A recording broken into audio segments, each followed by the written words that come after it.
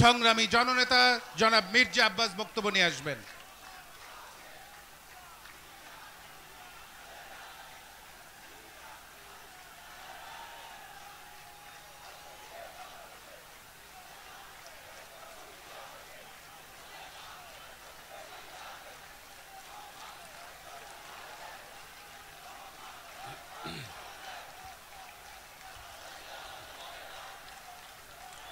এই থামো থামো থামো, এই থামো না, এই থামো। বিসমিল্লাহির রহমানির রহিম। আজকের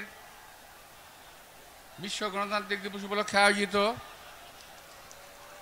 এই সভার সম্মানিত সভাপতি বিএনপি মহাসচিব মির্জা ফখরুল ইসলাম আলমগীর, আজকের প্রধান অতিথি যিনি দীর্ঘদিন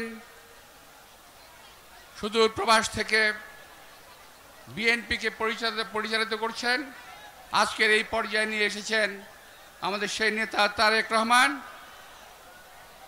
উপস্থিত নেতৃবৃন্দ, প্রিয় ভাই ও বোনেরা, আসসালামু আলাইকুম। আমি প্রথমেই অত্যন্ত শ্রদ্ধার সঙ্গে স্মরণ করতে চাই দেশনেত্রী বেগম খালেদা জিয়াকে। দেশনেত্রী বেগম খালেদা জিয়া, যার সঙ্গে আমাদের রাজনীতি করার সৌভাগ্য হয়েছিল। আমাদের দুর্ভাগ্য ছিল আমরা একসময় একই সঙ্গে জেলে গিয়েছিলাম।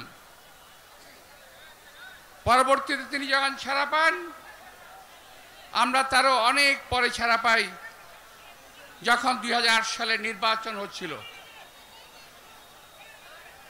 ওই সময় তাকে নির্বাচনে যেতে বাধ্য করা হয়েছিল 101 রকম। আমরা যখন জেল থেকে বের হই, জেল থেকে বের ওনাকে প্রশ্ন করেছিলাম, নেত্রী আপনি নির্বাচনে কেন গেলেন? নির্বাচনে যাওয়া ঠিক হয় নাই। উনি বললেন নির্বাচনে যাওয়া ঠিক হয়েছে, আমি যদি নির্বাচনে না যেতাম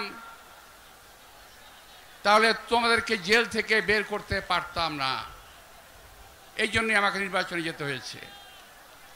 এখন আমি যেই প্রশ্নের কথাটা বলতে চাই, প্রিয় ভাইয়েরা, একজন নেত্রী তার কর্মীদের জন্য দেশে থেকে গেলেন, বিদেশে পালালেন না। দেশনেত্রী বেগম খালেদা জিয়া উনি দেশ ছেড়ে পালান নাই। উনি বলেছিলেন এই দেশ আমার, মাটি আমার, বাইরে আমার কোনো বাড়িঘর নাই, আমার কোনো প্রভু নাই, আমি বাইরে যেতে পারবো না। আর আজকে দেখেন আরেকজন তথাকথিত নেত্রী, যিনি তার নেতা কর্মীদেরকে ফেলে সেই ভারতে গিয়ে আশ্রয় নিয়েছেন। আবার বলছেন কি জানেন, চট করে চলে আসব। আমাদের বাংলাদেশের জনগণ আপনার অপেক্ষায় আছে, কারণ আমাদের নেত্রীকে আপনি দীর্ঘদিন জেলে রেখে মৃত্যুশয্যায় ঠেলে দিয়েছেন। আমরা আপনাদেরকে এতদিন জেলে রাখবো না, আমরা শুধু বিচার করব। এই দেশের জনগণ আপনার বিচার করবে। এই দেশে মানুষের হত্যার, খুনের, এই যে আমরা এই মঞ্চে যারা আছি, মঞ্চের বাইরে যারা আছেন, বিনা দোষে আমরা মাসের পর মাস জেল খেটেছি, তার বিচার আমরা ইনশাআল্লাহ করব। প্রিয় ভাইয়েরা, সর্বশেষ এই কয়েকদিন যাবৎ বেশ কিছু তারকা গ্রেপ্তার হচ্ছেন, আপনারা দেখেছেন না? বেশ কিছু গ্রেপ্তার হচ্ছে। আওয়ামী লীগের তথাকথিত নেতৃবৃন্দ, আওয়ামী লীগের চামচাবৃন্দ গ্রেপ্তার হচ্ছেন। তারপর যখন সুযোগ পেয়েছে মানুষ, যেখানে পেয়েছে সেখানেই গণপিটুনি দিয়েছে। আপনারা খেয়াল করেছেন না? এটা জেলখানায়, রাস্তায়, যেখানে পেয়েছে গণপিটুনি দিয়েছে। আমি আজকে অত্যন্ত আল্লাহর রহমতে, আল্লাহর সাহায্য কামনা করে এই কথা স্পষ্টতই বলতে চাই, এই মঞ্চে আমরা যারা আছি, আমাদেরকে গ্রেপ্তার করেছিল, বারবার গ্রেপ্তার করেছে। এই 17 বছরে কমপক্ষে 34 বার গ্রেপ্তার হয়েছি ভাই। কই আমি যখন গ্রেপ্তার হই, আমাদেরকে যখন জেলে নেয়, আমাদের যখন কোর্টে আনে, মির্জা ফখরুল ইসলামকে যখন কোর্টে আনে, যখন আমানুল্লাহ আমানকে কোর্টে আনে, যখন আমার নেতৃবৃন্দ কোর্টে আনে সবাই তো ফুল দিয়ে বরণ করেছে আমাদেরকে সাংবাদিক ভাইরা বলেছে আব্বাস ভাই হাত দেখান হাত দেখান। আমরা হাত দেখিয়েছি, আমরা বীরের মতো গিয়েছি জেলের মধ্যে, জেল থেকে বীরের মতো বেরিয়ে এসেছি। আজকে ওরা কেন মার খাচ্ছে বলেন তো ভাই? কেন মার খাচ্ছে? মার খাচ্ছে এই কারণে আমার দেশ নেত্রী গণতন্ত্রকে ভালোবাসেন, আমার দল গণতন্ত্রকে ভালোবাসে। যখন সময় হয়েছে এই পল্টনে মিটিং করে দেশ নেত্রী বেগম খালেদা জিয়া 1996 সালে ক্ষমতা হস্তান্তর করেছেন। তিনি তো ক্ষমতা হস্তান্তর না করলেও পারতেন, তিনি তো হাসিনার মতো ক্ষমতা দখল করে থাকতে পারতেন, কিন্তু তিনি ক্ষমতা হস্তান্তর করেছেন কারণ তিনি গণতন্ত্রে বিশ্বাস করেন। আমরাও গণতন্ত্রে বিশ্বাস করি, এই দেশের মানুষ বিশ্বাস করে বিএনপি একটি গণতান্ত্রিক দল, বিএনপি ফ্যাসিস্ট দল নয়। প্রিয় ভাই, আজকে এই কারণে আওয়ামী লীগের নেতৃবৃন্দ গ্রেপ্তার হচ্ছেন এবং ফ্যাসিস্ট দলের সদস্য হিসেবে, চোরাকারবারি হিসেবে, মানি লন্ডারিংয়ের মাসা হিসেবে তারা মার খাচ্ছেন। আমাদের নেতা কর্মীরা আমরা ইনশাল্লাহ কখনো মারের মুখে আমরা পড়ি নাই, ইনশাল্লাহ পড়তেও হবে না। আমার দল গণতন্ত্রে বিশ্বাস করে, আমার নেতা গণতন্ত্রে বিশ্বাস করে, আমার নেত্রী গণতন্ত্রে বিশ্বাস করে। তুমি বল আইতাছি আমি।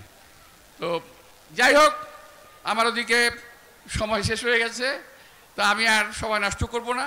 আমি বলতে চাই দেশ নেত্রী বেগম খালেদা জিয়ার শাসন দেশ পরিচালনা আর আওয়ামী লীগের শাসন দেশ পরিচালনা এক কথা নয়। আর একটি কথা আমি বলে শেষ করব, আমার এই কথা বলার কথা না, তুও বলছি, আমার হঠাৎ করে প্রশ্ন আসলো। আজকে সকালবেলা সোশ্যাল মিডিয়ায় দেখলাম একজন দায়িত্বশীল ব্যক্তি বলছেন একটি তৃতীয় দলের কিংবা তৃতীয় শক্তির প্রয়োজন আছে।